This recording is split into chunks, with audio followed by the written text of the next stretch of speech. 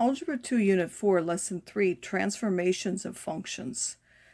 So we want to look what happens when we move functions from place to place, we reflect them across axes, we make stretches or shrinks horizontally or vertically.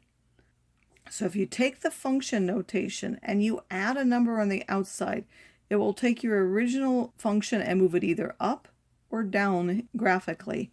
So if we add a number, it will move up, and if we subtract a number, it will move down.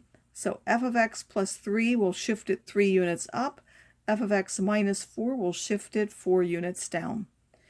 In order to move left and right, we need to add something inside of the function notation. One thing to know is that whatever we see for y works like we see it, everything for x works the opposite of what we see. So here, when we see adding a 4, we think of that as the positive direction. We go positive, and we subtract, we go negative, and that's right, that's outside the function notation, and that's affecting y values. Anything on the inside affects the x values, and it works the opposite of the way it looks. So here, if we add 4, we would think we were going right. No, we're going to go 4 left. So if we're adding, we're going to go left. If we're subtracting, we're going to go right.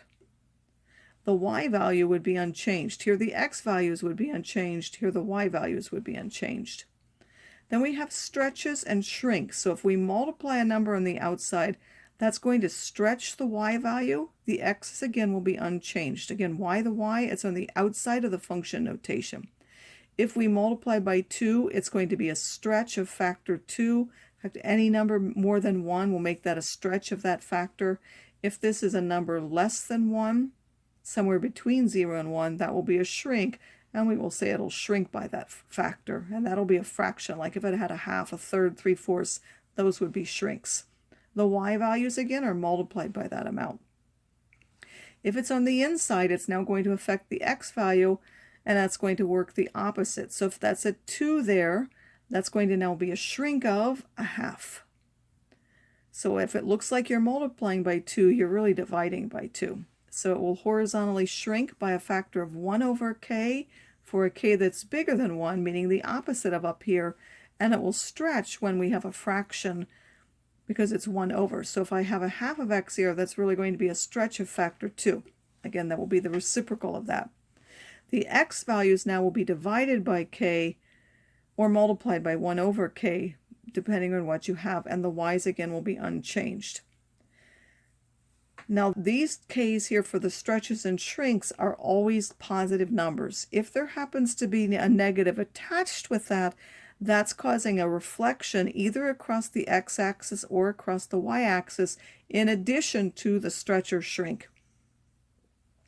So if I have a minus in the front of a function, that's going to change what was a y that was positive to a y that's negative. It will reflect it across the x-axis. If I have it on the inside, it would take something that was on the minus side and make it the same y on the plus side.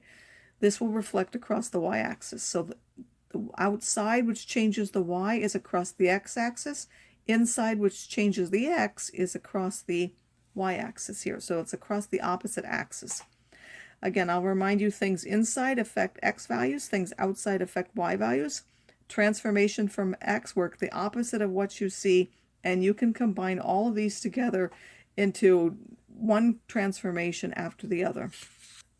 So here my dark function is my original function, and I want to go f of x plus 4.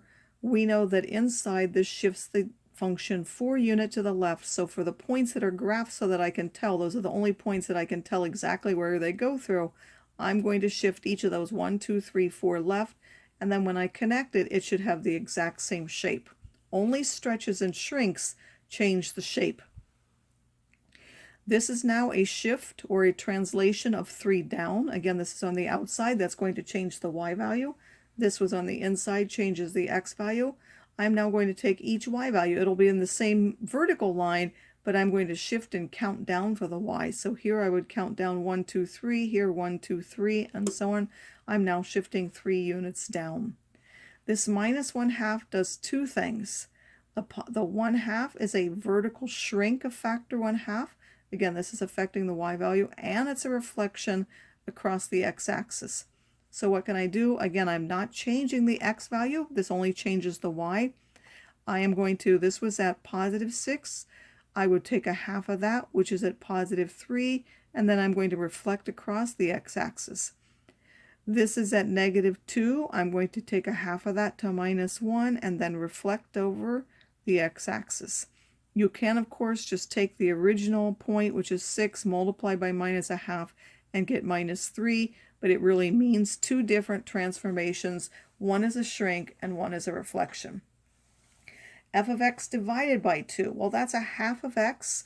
Or you can say, well, for a vertical, we would multiply by 2. Now, if I divide by 2, that's going to be a stretch of factor 2 horizontally.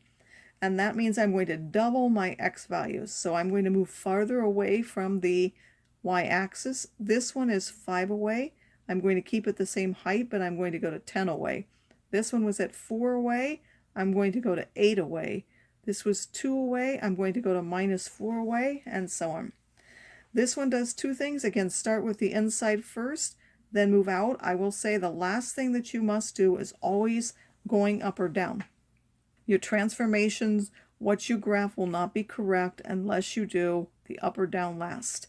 So this will do what? A minus 2 inside will shift right 2, and then there'll be a vertical stretch of 2. So we're going to change each x value by going 2 right, and then we're going to double the y value. So this point is here. I'm going to take 2 right for the x, and then it's at a height of it's a height of 6, so I would go to a height of 12. This is at here. I move 2 to the right, and then I double the 0. I get 0. This is here. I move 2 to the right. It's at minus 2. I double that, goes to minus 4. This point, I go 2 to the right, I double 0, I still get 0. I move 2 to the right, it's a height of 2, I double that and go to 4. I take this point, I move 2 to the right, it's at 0, I double that, it's still 0. Here it's at 5 minus 6, I go 2 to the right to the 7 line, and then it's at minus 6, so I double that and go down to minus 12 and connect them. Again, these shrinks and stretches will change the shape. They'll be the same basic shape, but they'll either be stretched or shrunk, either closer towards or farther away from one of the axes. And now this transformation will do what? It's going to shift 1 to the right. I'm then going to take the y and divide by 2 because I'm going to vertically shrink by a half. And then I'm going to shift up 2. Again, they must be done in that order. So for this point, I'm going to go 1 right. I'm going to take a half of the y, which will now go to 3, and then I'm going to go up 2. This one, I'm going to go right 1. I'm going to take a half of the y, which is at 0, so I stay at 0, and then I go up 1, 2. This one, I go 1 right. I'm at minus 2. I go half that, that's minus 1, and then I go up 1, 2. This one is at 2 here. I go 1 to the right. It was at a height of 2. I take half of that, and then go up 1, 2. You could, of course, do it with the coordinates. You know, this one just changes 1 right. So if I wanted to, I could write all the coordinates and add 1 to all to the x's. And then for each y, I would take a half of the y and then add 2 to that. So whatever the original coordinates were, I would take a half of the y value and add 2. So if you don't like doing it in the graph, you could write the different coordinates and then make the transformation that way using the particular transformation that you have on the coordinates.